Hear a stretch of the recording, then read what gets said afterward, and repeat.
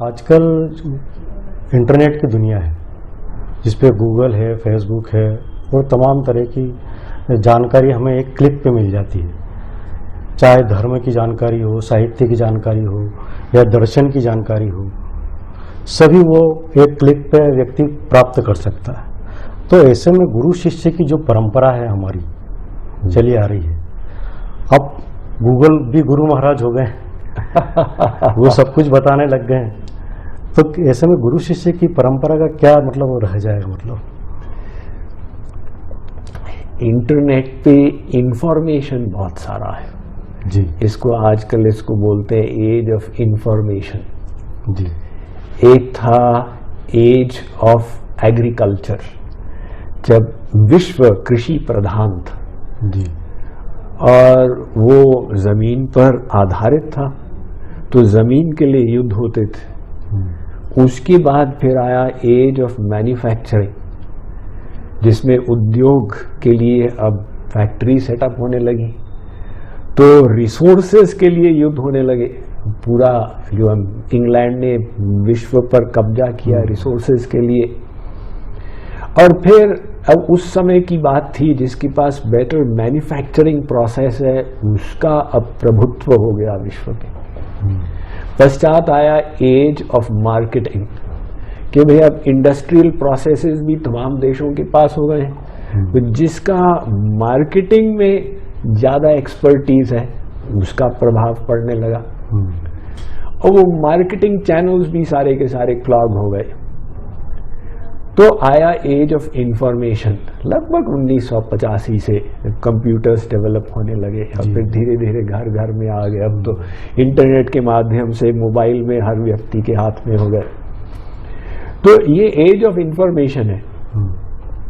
तो इंफॉर्मेशन अब सबके पास हो गया, लेकिन उस इंफॉर्मेशन को हम ज्ञान में कैसे परिवर्तित करें, बोध में कैसे परिवर्तित करें, इसकी कला अभी भी सीखने की है। अगर मात्र इंफॉर्मेशन से काम बन जाए तो वर्तमान काल में समझें कि 5 लाख पुस्तकालयों का ज्ञान इंटरनेट में होता है, जो हर व्यक्ति के मोबाइल से एक्सेसिबल रहता है। अब 30 करोड़ वेबसाइट्स पूरे विश्व भर में खुल गई। तो इतना ज्ञान, इतना इंफॉर्मेशन उपलब्ध। और आपकी बात सही है कि भाई लोगों के प्रवचन भी अब यूट्यूब में है, तो प्रवचन सुन लो। तो अब जो संत लोग वहाँ बोध करा रहे हैं वो भी आप यूट्यूब इत्यादि से सुन लो। तो अच्छी बात, जितना ये ज्ञान, इंफॉर्मेशन ही सही और ज्ञान का भी प्रचार होगा, उतना ही समाज का, मानव मात्र का उत्थान होगा। अब ये टेक्नोलॉजी में एक द्विधारी तलवार है ना, कि टेक्नोलॉजी का विकास हुआ, उसका सदुपयोग की संभावना भी है और दुरुपयोग की संभावना भी है, जो हम देख रहे हैं जी, कि समाज में लोग इंटरनेट का दुरुपयोग भी करते हैं अत्यधिक। तो आजकल घरों में जाके डाका डालने की आवश्यकता नहीं है, आजकल तो वो फेक ईमेल भेज के और लोगों के हैक करके वहाँ से चोरी करने का प्रयत्न करते हैं। तो ये डाउन साइड है इंटरनेट का। लेकिन अपसाइड ये है कि भी वो ज्ञान अब उपलब्ध हो रहा है। फिर भी जब इतना सारा ज्ञान है तो गुरु की आवश्यकता क्या है, आपका प्रश्न ये है जी। देखिए, 2 आवश्यकताएं होंगी इसमें। पहली बात तो ये कि वो सब ज्ञान जो है वो थ्योरेटिकल है, और अगर थ्योरेटिकल ज्ञान से काम बन जाता तो संसार में कोई टीचर की आवश्यकता ही नहीं होती, सब किताबों को पढ़ के और बस मास्टर हो जाते। हमारे यहाँ गुरु की परिभाषा दी गई है मुंडकोपनिषद अथर्ववेद में, तद विज्ञानार्थम सगुरुमेवा विगच्छेत समित्पाणि श्रोत्रियम ब्रह्मनिष्ठम। उस परात्पर तत्व को जानने के लिए गुरु की शरण में जाओ। लेकिन वो गुरु कैसा हो?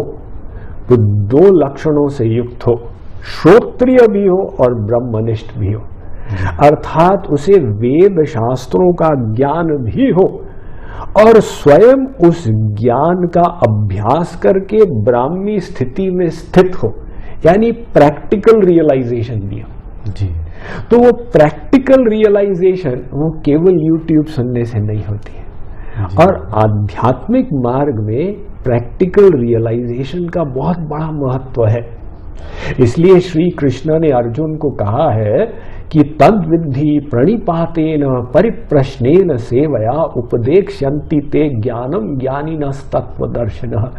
अर्जुन, एक तत्वदर्शी, ऐसे गुरु जिसने तत्व का दर्शन किया है, अनुभव किया है, उसकी शरण में जा और वो तुझे बोध कराएगा, क्योंकि उसने सत्य को देखा हुआ है।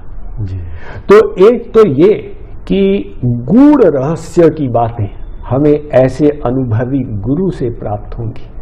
हम जब मार्ग पर चलेंगे, कठिनाई आएगी, समस्या आएगी, उनका समाधान गुरु करेगा।